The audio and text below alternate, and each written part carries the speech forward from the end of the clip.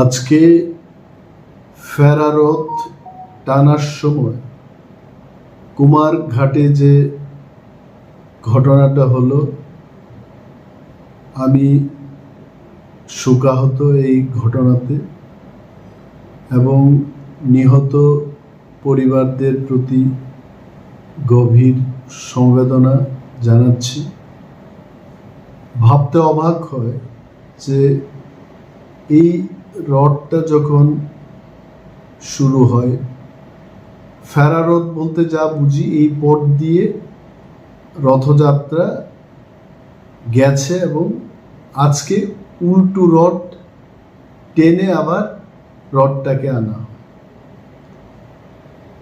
আমার একটা প্রশ্ন হলো যে প্রশাসনকে জানানো হলো, এটা নিশ্চয়ই জানিয়েছে এবং প্রশাসনের লোক সেখানে ছিল। যাওয়ার পথেই যদি রথটা যেতে পারে, আজকে ফেরার পথে এই ঘটনা কেন হল?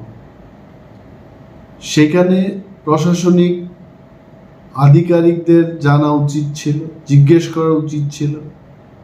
পুলিশ বাহিনী যেখানে যারা প্রহরারত ছিলেন, তারা নিশ্চয়ই ঘটনাটা নিজের চোখের সামনে দেখেছে। প্রশাসন যদি একটু অ্যালার্ট হয়ে কাজ করত, এই ঘটনাটাকে এড়ানো যেত এবং যারা এই দোষী, এই কাজে, এই ঘটনায় যারা যুক্ত, এই ঘটনাটা যাদের কারণে হয়েছে, দ্রুত এবং সুস্থ তদন্ত সরকারকে করতে হবে এবং শাস্তির ব্যবস্থা করতে হবে। যারা মারা গেছেন তাদের প্রত্যেকটি পরিবারের হাতে, এটা বিরোধী দলনেতা হিসেবে আমার দাবি থাকবে, মিনিমাম 20 লাখ রুপিস কম্পেনসেশন দেওয়া হোক এবং যারা গুরুতরভাবে আহত হয়েছেন তাদের মিনিমাম 10 লাখ কম্পেনসেশন দেওয়া হোক।